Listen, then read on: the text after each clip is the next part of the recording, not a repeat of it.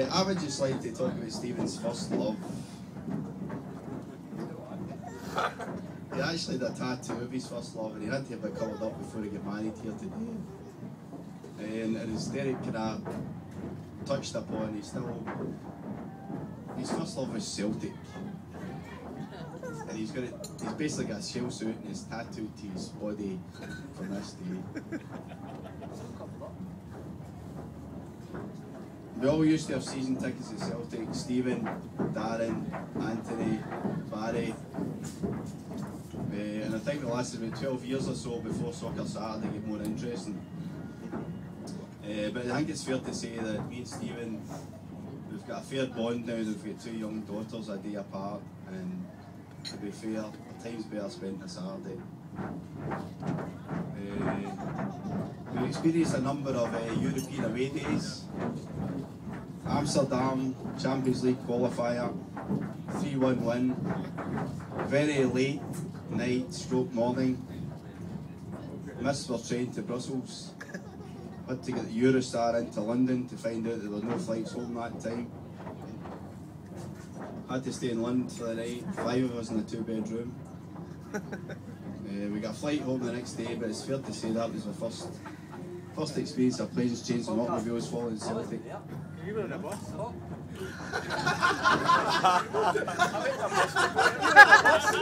Who were you sleep with? Another big hairy gentleman.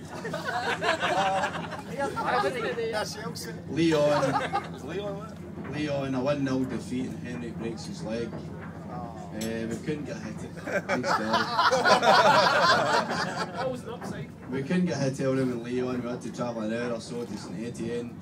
And again, there was 5 years in a 2-bedroom.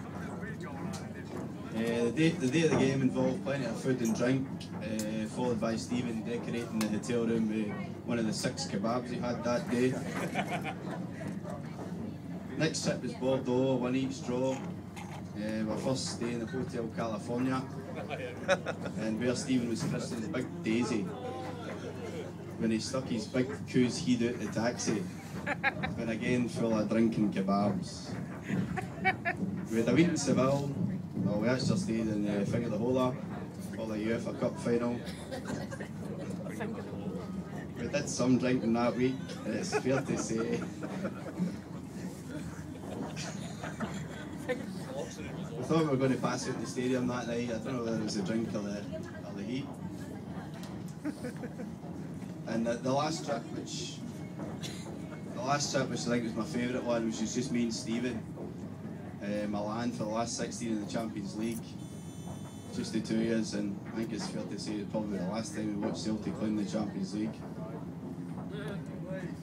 Right, I've did the bit with the hoops, now on to the tight bit.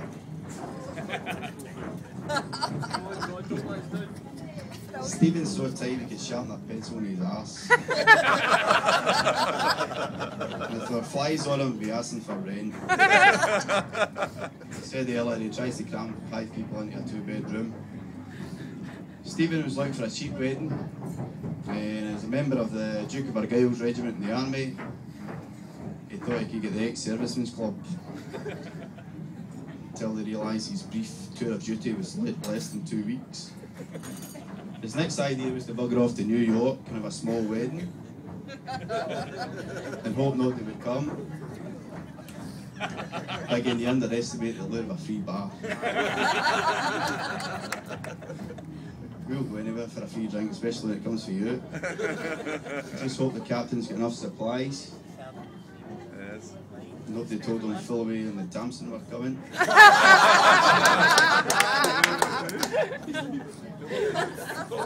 I think it's fair to say that Fiona helped him clear the cobwebs out for his wallet. After Stephen qualified as a paramedic, the only job available was down in Southampton. And he spent a year or so down there until his current position up in Kilmarnock became available, aka the scheme. Stephen often attends calls in the scheme, and his paramedic handbook makes him say, "I'm going to put a needle in this may hurt a little." To which the normal response is, "Am I going to get a dunt off this big game?"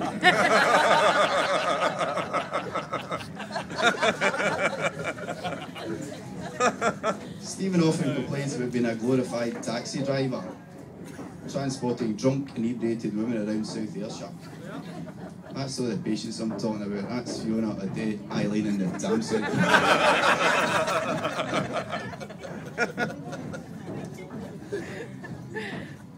Stephen loves his grub. Another wee secret about Stephen, he actually managed to persuade Fiona to name his daughter after his favourite food. Ruby Murray. Stephen is an all-you-can-eat buffet's worst nightmare. You should see their faces in the Taj and the biggin turns up like £10 all-you-can-eat. I hope the captain's stocked up. A while back, Stephen seemed to have a love affair with the Far East, particularly Thailand. And he spoke very fondly of his friends. He made over there by saying, "I'm not getting married, I'm just going to Thailand twice a year." I understand they were very, very good friends. I think Patrick will vouch for that as well.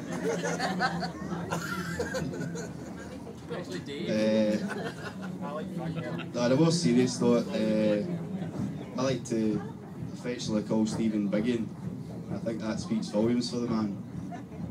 He's got big feet, he's got a big heat, but more importantly, he's got a big heart. He's trustworthy, dependable, and I'm sure he'll agree we're all blessed to have him as a friend. You're a diamond geezer. You found a gem of a girl who gave you a precious ruby. Aww. So I'm honoured to be standing here in front of you today as you all start your journey into married life. Stephen, you raise a glass to Stephen and Fiona. Cheers, Fiona. Fired into the free bar.